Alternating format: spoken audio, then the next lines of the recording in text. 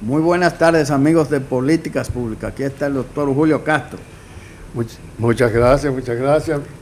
Bueno, usted sabe, doctor, que Sí. ha amanecido lloviendo desde ayer y tenemos que hay varias provincias en alerta amarilla. Así Miren, es. en alerta amarilla están aquí, dice La Vega, Sánchez Ramírez, Monseñor Noel, San Cristóbal, no, San Pedro de Macorís, San Cristóbal, Santo Domingo y el Distrito Nacional.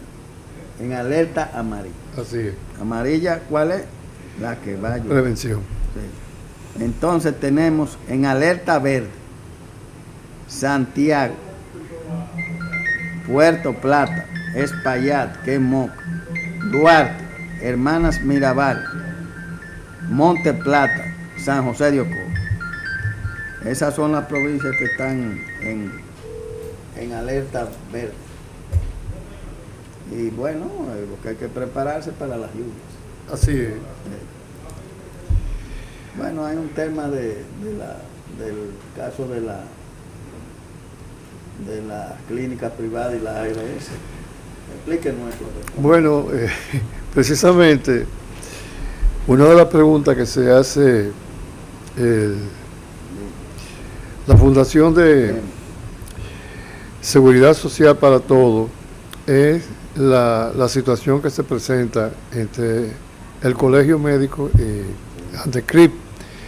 Pero además se hace una pregunta en el seno de esa unidad estratégica acerca de si se amerita que haya un paro nacional médico para precisamente ventilar una situación como es la prisión de un galeno que prestaba servicio en el hospital Dr. Robert Reed. Es para nosotros altamente preocupante que sin haber hecho un análisis importante de lo que ha sido la situación y se ventile en una mesa. Para eso está el comité de ética y para eso está el elemento principal, que es el Departamento Legal y Jurídico del Colegio Médico Dominicano, quien en ese sentido es quien debe apelar y orientar al presidente y a la Junta Nacional Directiva. Entendemos que la suspensión, eso no es precisamente un criterio, una exposición del doctor Julio Castro, sino y del doctor Andrés Enrique, sino se ha ventilado en el seno de la Fundación de la Seguridad Social para Todos, en el sentido de que si es posible generar un mal tratando de subsanar lo que ha sido una situación incierta, y esa situación incierta genera una situación lamentable, claro está, para esa persona, ese galeno, compañero, colega, pero de ahí a generar un paro nacional. Entendemos que la medida de presión en ese sentido debe ser una mesa de discusión, una mesa de diálogo en la que se interactúe y se presenten elementos probatorios de incumplimiento, en el caso del galeno y el colega, y se presente lo que es la demanda de parte de la persona, de los familiares de la persona afectada. Pero ahí hay un problema que el colegio médico yo no lo entiendo. Ahora se descubrió que el que hizo la operación maxilofacial, ¿verdad? Sí. Fue con el S4, que operaba con el OC4 del hermano. Los dos están sometidos a la justicia con coerción de medida económica. Entonces, ¿cómo el colegio médico cae en ese gancho de parar por solidaridad con eso? Pero usted sabe que primero tenían que investigar Exactamente. cómo es la cosa. Exactamente. No vamos a hacer nada que lo sometan. Es más, debió someterlo el mismo colegio. El comité de ética del colegio. Claro, pero el entonces departamento ahí hay un jurídico del problema que se lo han buscado innecesariamente. Innecesariamente. Innecesariamente, porque ¿cómo va a ser que si no está facultado para eso esté haciendo procedimientos? Estamos de acuerdo. Yo ahí no entendí eso. Yo creo que ahí hay un síndrome huelguístico que le gusta, porque han estado tanto en huelga que le gusta eso. Pero eso hay que superarlo, señores, y además que sirva esto de ejemplo para que se investiguen todos los casos que se puedan presentar en el futuro. Parecido o no parecido. Estamos de acuerdo. Pero deben hacer una investigación profunda antes de tomar una decisión tan dura. Que afecta a tantas personas. Porque hay muchas personas que tenían su cita, ya esa cita se va a prorrogar, que esto, que el señor, usted sabe cómo es la cosa. Y más aquí, que un país que como el que tenemos. Sí. Pero hay otro conflicto que está en la parte de la medicina, que es el de ADCLIC, que es la Asociación de Clínicas Privadas, Sí. y dos ARS, la Futuro y la Primera, que se llama. Sí. Entonces, bueno, la ADCLIC dice que no van a aceptar los afiliados de esas dos ARS. ¿Cuál es el problema? No, el problema ahí es que afecta la calidad de vida de las personas. Nosotros debemos buscarnos a una revisión, que ya es tiempo de revisar la... No, porque esa ley se aprobó en el 2003 y era en el 1, sí, para revisarse cada 10 años. Exactamente. Del 1 al 26 tenemos 25. Sí. 25 años, es decir, que debió tener 2 revisiones. Es 2 revisiones. Ahora, eso va al Congreso y yo no sé qué es lo que pasa ahí, que ahí muere. ¿Será que anda el hombre? Del maletín. No, del maletín, no, de la kriptonita. Sí. Porque se para ahí y Sí. no camina. Sí. Nada de que tenga que ver con seguridad social camina. Bueno, ahora hay un proyecto que creo que lo va a mandar el Poder Ejecutivo, lo mandó. Sí. Quizá ese camino, porque lo manda del Palacio. Pero ahí, yo que he estado ahí en el Congreso, eso no camina. Nada. Sí. Bueno, en el gobierno pasado eso estaba muy encaminado y se quedó dando vueltas en el Senado ahí y nada. Entonces ahora la Asociación de Clínicas Privadas dice que no van a aceptar eso, los afiliados de esas dos áreas, que tienen mucha gente. Mucha gente. Mucha gente. Entonces eso tendrán que llegar. ¿Qué es lo que pasa? Que no le dan a la clínica lo que tienen que dar. ¿Cómo es la cosa? El tema es financiamiento. Luego y es uno de los elementos en discusión, luego de la división del Sistema Nacional de Salud, el sistema, no el servicio, no, el sistema, porque hay personas que se confunden con el servicio. El servicio es uno de los componentes del sistema. Tenemos el componente rector, que es el ministerio en sí mismo.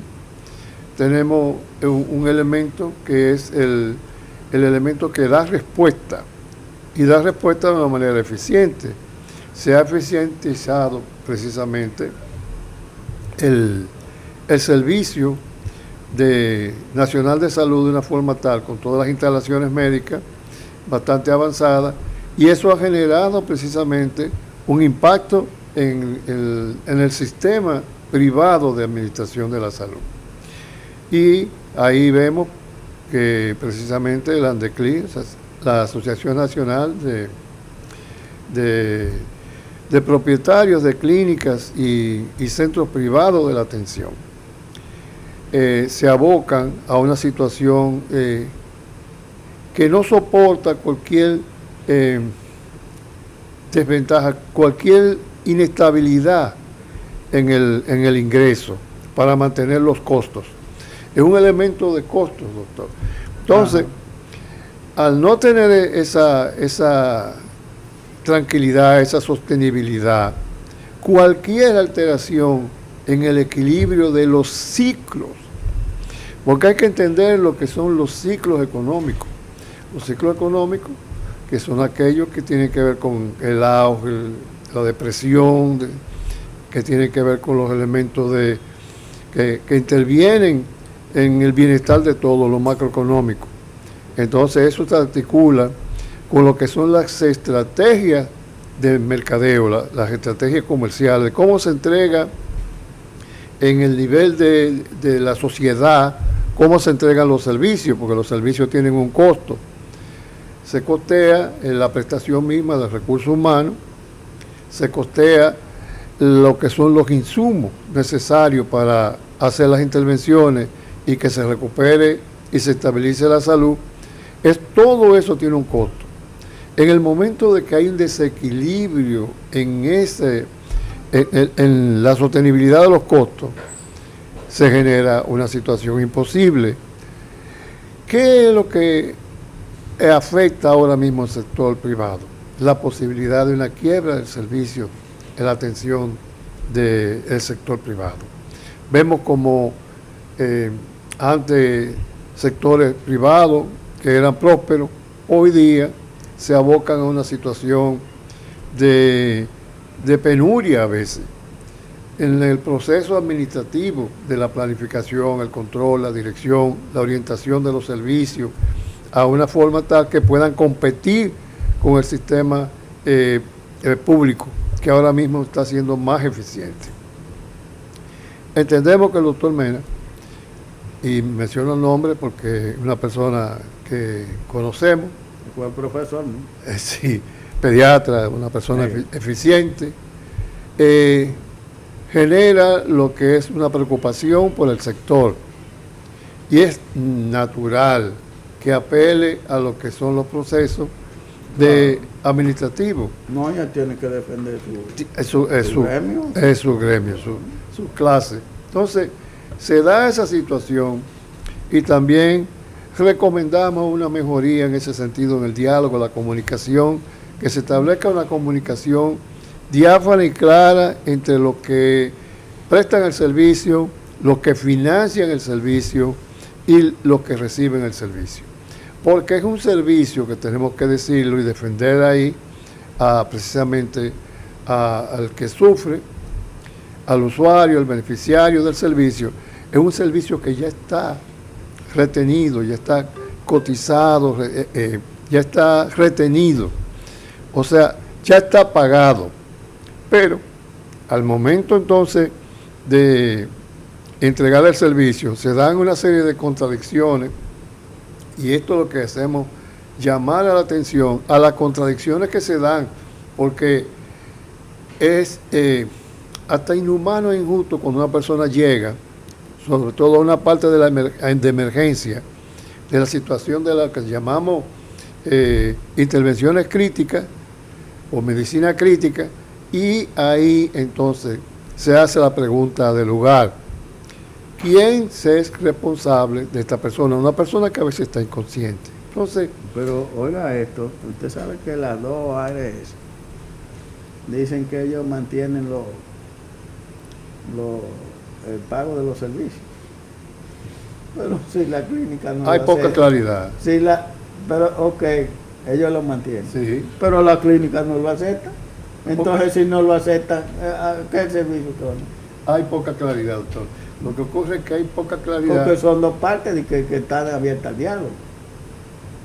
Entonces, ahí hay un problema. Ok, ustedes mantienen los servicios, pero si la clínica no lo acepta, no vale. Debe mejorar la comunicación. El paciente tiene que sufrir las consecuencias. Que pagar. Exactamente. Y paga con el sufrimiento. Sí, claro. Entonces, ahí es que apelamos nosotros como precisamente del sector, sensibilizado en lo que ha sido precisamente la visión de la socialización de la medicina, en el caso mío que milité en el proceso de Alma Ata, que fuimos permeados por aquella consigna famosa de salud completa para todos en el año 2000, que no se entendió bien Pero todos los libros, todas las intervenciones, todo lo que eran los congresos, esa era atravesaban con las disertaciones, lo que atravesaban era la conciencia, el cerebro de los médicos, información y informantes, y con capacidades de prestar los servicios de una manera eficiente, efectiva y eficaz. Entonces caía en una situación que no se daba la debida socialización de la medicina, y había lo que se llamaba las posiciones críticas, las revisiones críticas de lo que era precisamente esa intervención de Alma Ata, y se generó una situación un poco lamentable, que es que en ese tiempo la medicina privada superó a la medicina pública, y hoy lo que está ocurriendo es lo contrario. Hoy se está ofertando, hay una oferta de alta calidad en cuanto a la tecnificación, los equipos, los avances, la innovación y la capacidad de los médicos. Y la responsabilidad de los médicos como autoridades sanitarias han respondido de una forma tal que la gente a veces prefiere la atención de los servicios públicos y no la atención de los servicios privados. Bueno, vamos a la pausa. Vamos a una pausa, pero tenemos que volver al colegio médico. Sí, sí.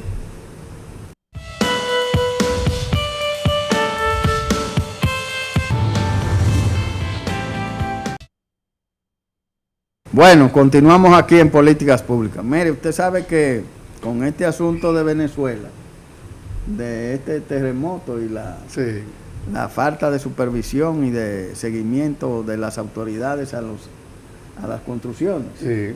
ha habido un verdadero desastre. En el estado de La Guaira eso es terrible. Edificios colapsados y muchos muertos. Ellos dicen una cifra ahí de que 3.600, pero eso va a subir, que ya usted sabe. Así. Porque los rescatistas dicen que no aguantan el mal olor de la descomposición de cadáveres. Pero traigo este tema por lo siguiente. Mire, ¿qué ha pasado en Venezuela? Bueno, que hay gente que vivían en una segunda, una tercera, una cuarta, una quinta, una sexta planta, la séptima para arriba. Pero eso sucede aquí. Si el edificio colapsa y se cae, usted no tiene nada. Sí. A menos que esté asegurado. Sí, así es. A menos que esté asegurado, que usted pueda después dar los trámites para el seguro. Entonces,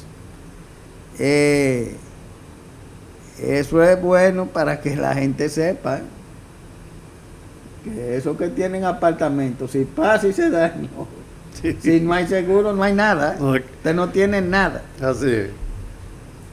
Eso por ese lado. Entonces, ¿qué pasa? Que allá la cifra de damnificados va a subir inmensamente.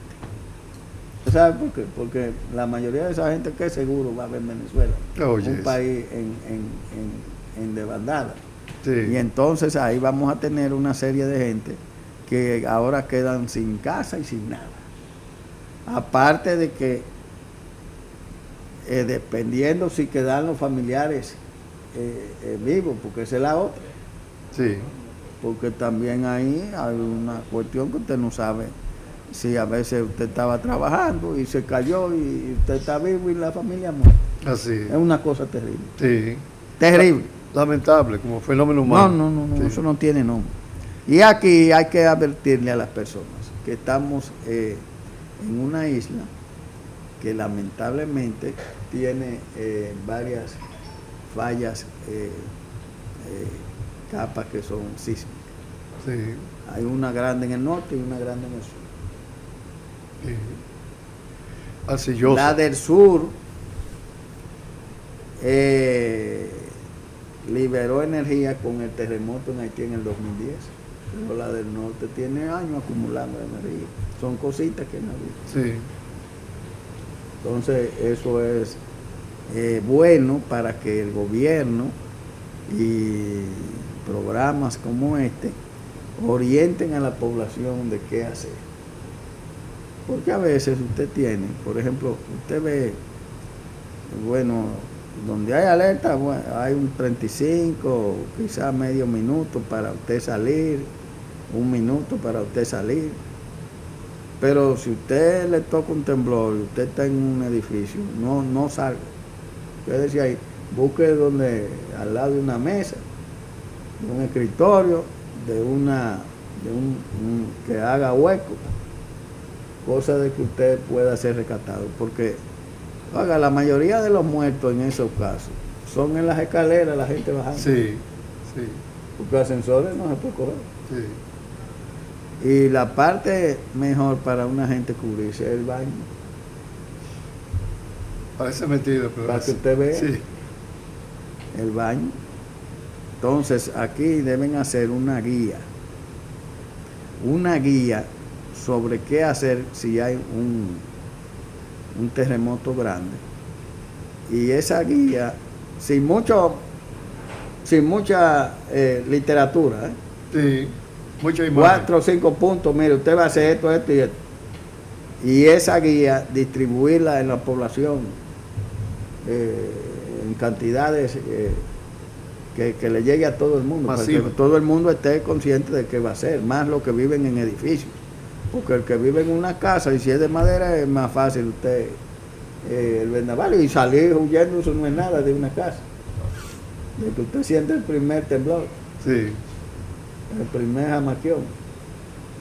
Pero esa es una situación difícil, la que está pasando el pueblo venezolano, muy difícil y problemática.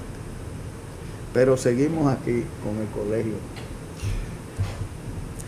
Sí. Entonces, yo creo que el colegio ahí se aceleró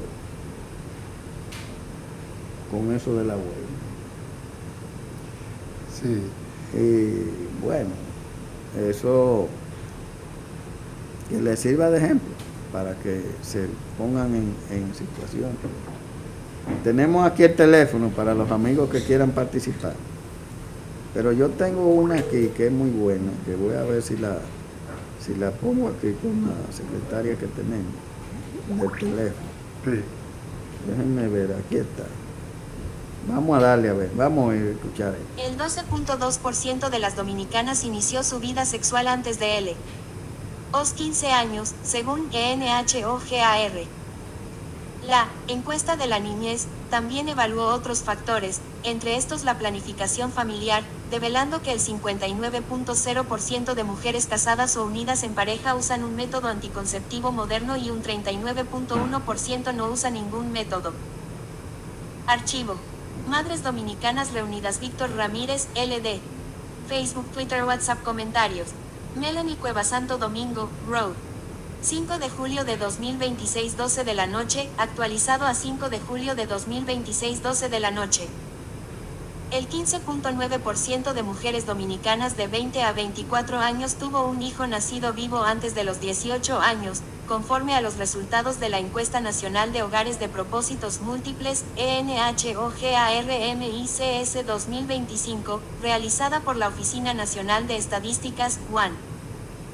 De este porcentaje, un 19.7% residen en zonas rurales, destacándose la región El Valle, Azua, Elías Piña y San Juan, como la zona donde más se registró esta tendencia con un 20.0%, mientras que la región Osama, Santo Domingo y el Distrito Nacional, tiene un porcentaje de 13.6%. Otra característica identificada por la encuesta en maternidad temprana es el nivel académico alcanzado por las féminas, con un porcentaje mayor de quienes alcanzaron la escolaridad primaria o básica, 44.4%, mientras que solo un 4.2% logró estudios universitarios.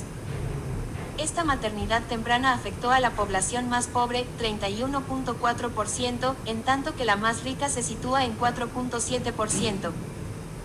Esto va relacionado directamente con el embarazo adolescente, puesto que en el 2025 se registraron 9.675 alumbramientos de adolescentes de 12 a 18 años y solo en el primer trimestre de este año se registraron 3.756. La encuesta de la niñez también evaluó otros factores, entre estos la planificación familiar, develando que el 59.0% de mujeres casadas o unidas en pareja usan un método anticonceptivo moderno y un 39.1% no usa ningún método. Esta cifra representa un avance en materia de acceso, ya que el Fondo de Población de las Naciones Unidas, UNFPA, en el estudio, 8.000 millones de vidas, infinitas posibilidades. Argumentos a favor de los derechos y libertades, realizado en 2023, indicó que el 46% de las dominicanas no accedía a esta planificación familiar, registrando una reducción de un 6.9% e indicando que más mujeres incurren en esta práctica. La UAN señaló que el 12.2% de las mujeres en edades de 15 a 24 años tuvo relaciones sexuales antes de los 15 años. Agregan que el inicio de la vida sexual es uno de los factores de incidencia del embarazo adolescente y las uniones tempranas. Mientras más temprano las jóvenes tienen su primera relación sexual, mayor es la posibilidad de quedar embarazadas y de tener un mayor número de embarazos a lo largo de su vida reproductiva, indica la UAN. Entre las características de las mujeres que iniciaron su vida sexual antes de los 15 años destaca que el mayor porcentaje corresponde a residentes en zonas rurales, 13.8%, y pertenecientes al quintil más pobre, 23.7%. En cuanto a la escolaridad, la mayoría solo alcanzó el nivel básico o primario, 30.8%, y solo un 3.9% culminó la universidad. Uniones tempranas. A pesar de que República Dominicana prohibió desde el año 2021 el matrimonio infantil a través de la Ley 1A21, las uniones tempranas se mantienen como una práctica informal de consentimiento de este tipo de relaciones. La encuesta develó que el 11.3% de mujeres de 18 a 49 años se unió o se casó antes de cumplir 15 años, mientras que un 33.1% antes de cumplir 18 años. En tanto que el 27.6% de mujeres de 20 a 24 años se unió antes de los 18 años y el 9.5% antes de los 15. La región Enriquillo lidera las uniones tempranas con un 17.2% antes de los 15 años y un 42.2% antes de los 18 años, mientras que la región Osama es la de menor porcentaje con un 9.1% antes de los 15 años y 27.8% antes de los 18 años. El informe elaborado por la UAN con el apoyo de UNICEF y la Superintendencia de Salud y Riesgos Laborales, CISALRIL, revela que en muchas partes del mundo, los padres permiten y fomentan el matrimonio de sus hijas, mientras aún son niñas, con expectativas de beneficio económico, aunque en realidad esto perpetúa la pobreza, fomenta el embarazo adolescente, bajos niveles educativos. Mire, ahí hay varias lecturas. Primero, la región Enriquillo. ¿Usted sabe la región Enriquillo es el de Atapaya? Sí. Y que habla de la situación económica. El que tiene menos, hay más embarazo en adolescentes. Sí. Y fíjese que la escolaridad también. Eso empobrece Sí. la población Sí. femenina. Adelante, diga. Buenas tardes. Saludos. Es su amigo aquí de Santiago, José de Estrella. Ajá. Hace varios años que dijeron que la más joven que había dado a luz era una española de 9 años. ¿Se recuerdan ustedes? Sí. Sí. Pero en antes, por ejemplo, en los 12 años de Balaguer, que fue que la prostitución creció más en el país, usted encontraba niñas de 11 y 12 años ya siendo prostitutas públicamente, y usted veía que vivían como por rumbas, porque había madres que la prostituían, que ellas mismas la alquilaban. ¿Usted me entiende? Sí. Entonces, por lo menos ahora están frenados más de tiempo para acá. Pero en antes, los dueños de cabarets, los 12 años de Balaguer, que aquí en Santiago hay muchos ricos que se beneficiaron con eso, comenzaron. Traían a la muchachita de San Pedro de Macorís, de la Arena, a cambiarla por la muchachita de aquí de Santiago en guagua, como si fueran animales, gallinas. Sí. Así era. Con la niña. En los 12 años de Balaguer, que usted encontraba, por ejemplo, aquí en Santiago el sitio, en un barrio como el barrio Libertad, yo soy del área de Barrio Vista, yo vivo en las Américas, pero yo llegué hace 72 años al ensanche para allá de Barrio Libertad, yo vengo aquí a las Américas, tengo como 40. Ahí había por lo menos como 50 cabareces, 80 casecitas. Ahí todo eso, si yo comienzo a mentar, me van a someter porque todos son ricos los que comenzaron. Pero la prostitución era descaradamente. Bueno, Gracias. ahora José. ya los cabarets se han desaparecido. Bueno, porque antes... Pero es peor porque ahora está la prostitución sin Desorganizada, cabarets. Sin desorganizada. cabarets. Fíjense que el estudio dice que un 15% es que sale embarazada. Así es. A propósito de eso, fíjese que hay padres que dicen en el informe que por motivos económicos también ponen a la muchacha en eso. Sí, diga. Andrés. Sí, adelante, dígame. Andrés, buenas tardes. Saludos, saludos. Lo que yo quiero ver si ustedes explican qué es lo mejor de la televisión dominicana. Porque el baño es el sitio mejor para uno guarecerse en un temblor.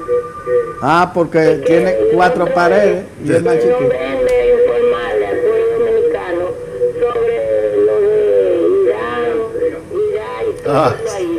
Ah, sí, No hemos detenido poco, pero... está bien. Sí. Ok, gracias. Mire, entonces, ¿qué pasa? Que el informe también dice que hay padres que por la situación económica la llevan a eso. Sí. Es bueno acotar que van 49 feminicidios este año. Sí. Hasta ahora, 49. Con tendencia a subir un 10%. 49. Sí. Y estamos en el mes de julio arrancando. El séptimo, De aquí a diciembre, ¿cuánto van? bueno, la tendencia un 10%. Diga. Buenas tardes, doctor Andrés, ¿cómo está usted? Bien, bien, dígame. Un saludo para el doctor que está al lado, muy bueno, que lo voy a despachar yo a él, el Ah, doctor Julio. sí. Ajá. Gracias, gracias. Bueno, sí. ¿Cómo está todo? Bien, bien. Así. Sí. Don Andrés, voy a decir una cosa, yo soy PRMista, pero independientemente que el PRM esté gobernando bien, yo creo que aquí en el país dominicano debe ser como Estados Unidos, 2 periodos y más, es que después se emborracha después de 2 periodos. Sí, pero así es que está aquí la Constitución. Sí. Pues sí, entonces, eso de los feminicidios lo hemos tratado aquí, que eso no hay manera de controlarlo. No hay manera. Ahora, el embarazo en adolescentes, fíjese que se va a la parte sur del país. La región Osama, que es el distrito, y aquí Sí. la provincia, y eso, Sí. la incidencia es menos. Santo Domingo Ahora, Este. fíjese, la muchachita que sale en estado a los 15 años, ahí se perdió. No hay estudio ni hay nada. Empobrece, se empobrece. No hay estudio ni hay nada. Dicen los estudios de INTEC, precisamente del capítulo de género de INTEC, que la pobreza tiene cara femenina, cara de mujer, porque precisamente uno de los elementos que agrava la dinámica social es el comportamiento sexual. Hay 3 tendencias fundamentales en el ser humano: el sueño, el apetito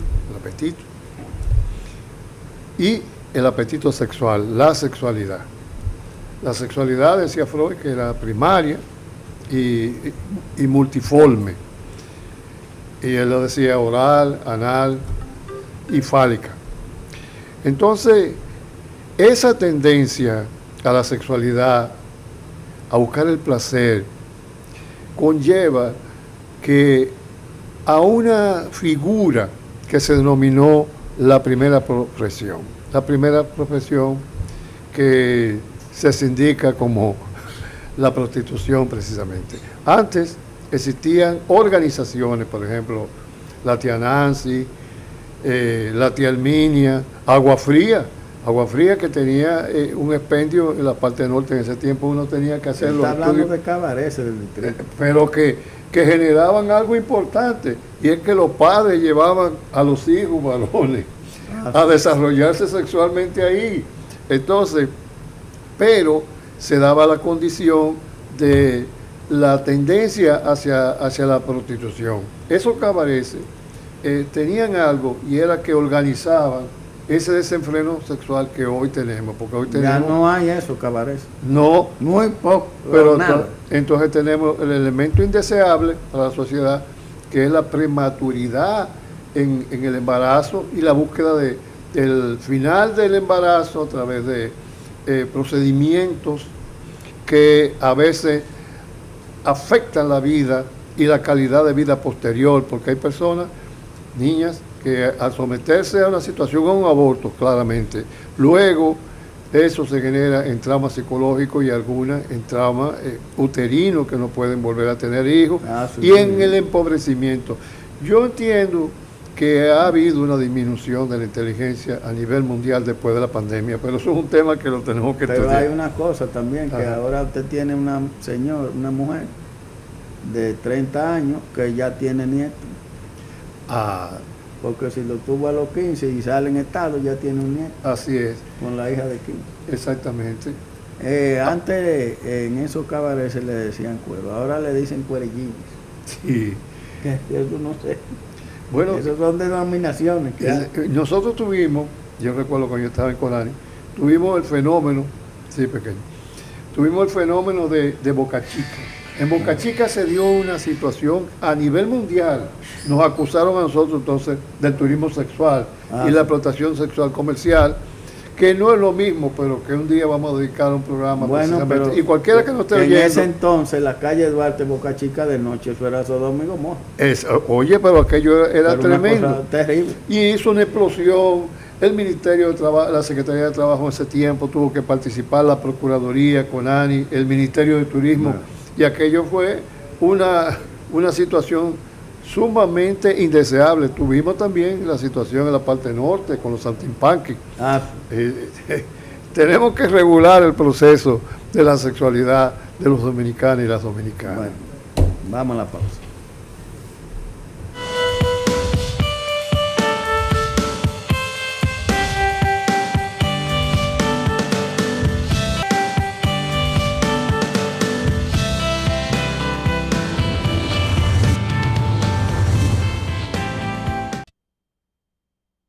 Continuamos con políticas públicas. Entonces, había muchas cuestiones antes que ahora no están, porque los tiempos van cambiando. Sí, Todo cambia, se moderniza, todo cambia. se Y actualiza. todo en la vida se va. Así es, Pero claro. hay gente loca pero todo va cambiando. Entonces, esa sociedad que teníamos, que era con esto que dijo el amigo José de Santiago de los José cabarets Estrella. y esas cosas, es así, eso era así antes. Sí. Ahora ya el método es, podríamos decir, más secreto, Sí. pero no es que no deja, según el informe, la actividad sexual, y lo preocupante es que estas niñas, porque una gente de 15 años es una niña, Sí. embarazo adolescente, arruinan su porvenir, su futuro, Así es. por estar con eso, porque dígame usted, bueno, tiene un muchacho, ya hay un problema, 9 meses, que está escondiendo la barriga, después que nace el niño, que hay que atenderlo. Si está en la escuela, ¿verdad? Ya ahí perdió 2 años, Así es. y algunas siguen, y otras no siguen, Y la se- mayoría no sigue, se y quedó ahí. Sí. Y se organizan. Pues yo recuerdo el fenómeno de Boca Chica, era que se organizaba y la familia misma lo organizaba. Y cuando uno Porque interrogaba, hay también padres sinvergüenza. ahí te voy. Había padres que entonces decían, ustedes son un entrometido, ¿por qué ustedes ¿y por qué ustedes no nos mantienen a nosotros? Y nos pasan un cheque. Porque ellos veían que uno iba en vehículo y cosas y decían, bueno, pero esto hay que traer. que traigan, y entonces nosotros dejamos la vida. Nos engañaron porque desarrollamos muchísimos proyectos ahí, que luego el resultado, el impacto fue mínimo, doctor. Sí.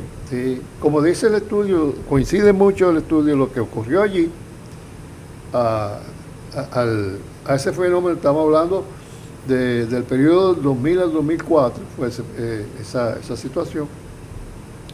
Y luego se dio entonces una reproducción a nivel nacional, porque explotaron los saltimbanquis de Puerto Plata.